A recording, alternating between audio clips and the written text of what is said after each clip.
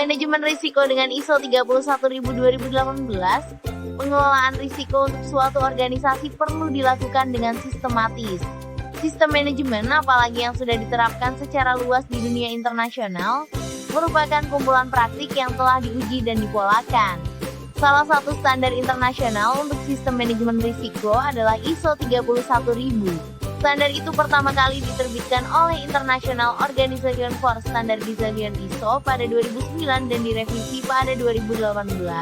ISO 31000-2018 sudah diadopsi di Indonesia oleh Badan Standarisasi Nasional (BSN) melalui Standar Nasional Indonesia.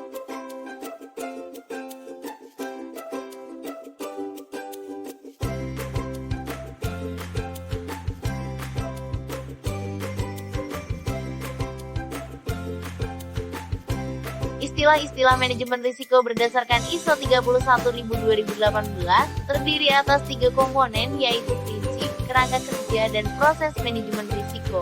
Prinsip memberikan panduan tentang karakteristik manajemen risiko yang efektif dan efisien. Kerangka kerja membantu integrasi manajemen risiko ke dalam aktivitas dan fungsi organisasi. Proses melibatkan penerapan sistematis kebijakan, prosedur, dan praktik pada aktivitas manajemen risiko. Dengan kata lain, prinsip adalah fondasi dasar manajemen risiko. Kerangka kerja adalah sistem manajemen risiko dengan siklus PDCA, sedangkan proses adalah kegiatan nyata pengelolaan risiko.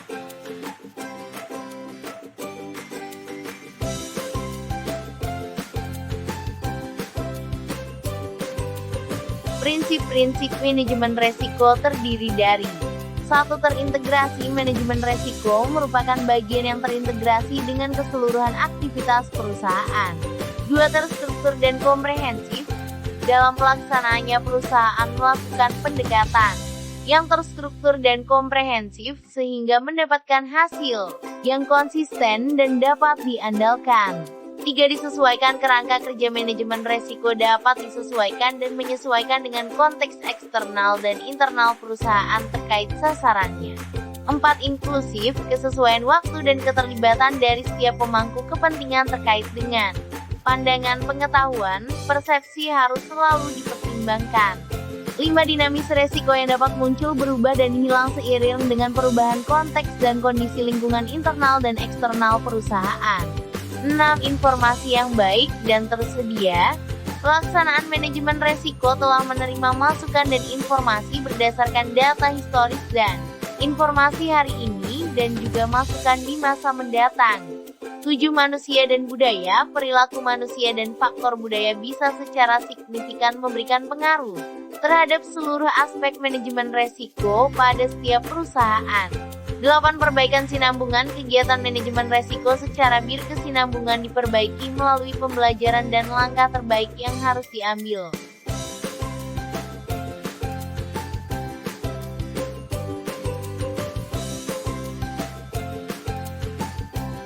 Kerangka kerja manajemen risiko.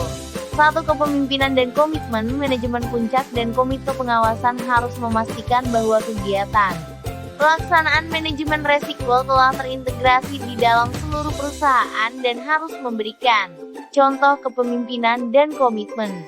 2. Integrasi. Secara umum integrasi ini dan UPI dalam memastikan bahwa manajemen risiko menjadi proses yang tak terpisahkan dari proses bisnis yang ada di dalam perusahaan.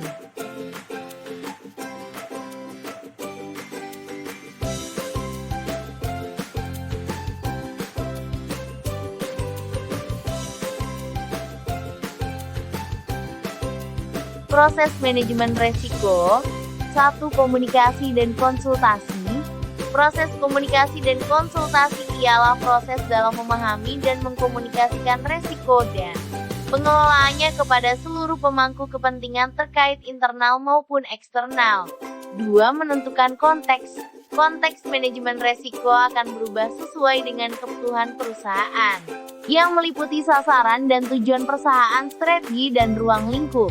3. Melakukan asesmen. Penilaian risiko terdiri dari identifikasi risiko. Mengidentifikasi risiko apa saja yang dapat mempengaruhi pencapaian sasaran organisasi.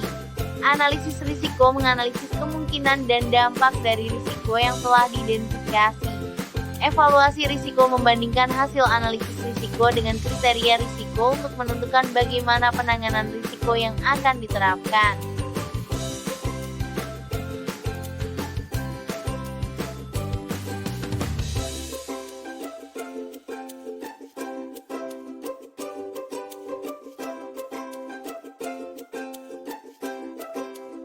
Mitigasi resiko. Mitigasi resiko adalah proses pengembangan opsi dan tindakan untuk meningkatkan peluang dan mengurangi ancaman terhadap tujuan proyek. Implementasi mitigasi risiko adalah proses pelaksanaan tindakan mitigasi risiko. Ada beberapa alasan mengapa perusahaan perlu melakukan mitigasi risiko. Di antaranya, 1. Karena merupakan proses dalam manajemen risiko yang tidak dapat dipisahkan. Salah satu proses manajemen risiko setelah tahap asesmen risiko adalah penyusunan rencana mitigasi atau respons risiko.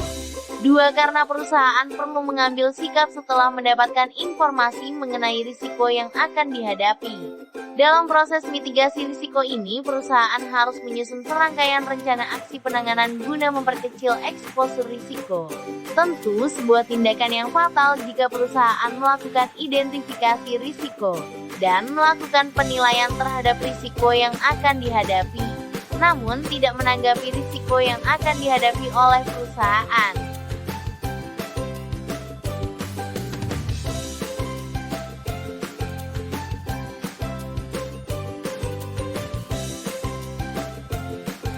Penerapan perizinan berusaha berbasis risiko disepakati dalam Undang-Undang Omnibus Law atau UU Cipta Kerja. Perizinan berbasis risiko merupakan pengawasan yang mengaitkan antara risiko kegiatan usaha dengan perilaku pelaku usaha dalam pelaksanaan pemenuhan standar kegiatan usaha seperti aspek risiko dasar keselamatan, lingkungan, kesehatan, keterbatasan sumber daya.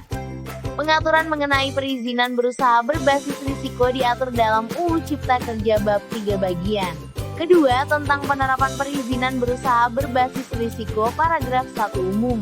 Syarat kegiatan yang termasuk pada pasal 7 ayat 7 disebutkan berdasarkan penilaian tingkat bahaya sebagaimana dimaksud pada ayat 3, ayat 4, dan ayat 5, serta penilaian potensi terjadinya bahaya sebagaimana dimaksud pada ayat 6, tingkat risiko dan peringkat skala usaha. Kegiatan usaha ditetapkan menjadi A. Kegiatan usaha berisiko rendah, B. Kegiatan usaha berisiko menengah, atau C. Kegiatan usaha berisiko tinggi. Pengertian kegiatan usaha dengan indikasi risiko rendah, perizinan berusaha cukup dengan registrasi IB atau nomor induk perusahaan. Kegiatan usaha dengan indikasi risiko menengah, perizinan berusaha dengan penerapan standar kegiatan usaha sertifikat standar.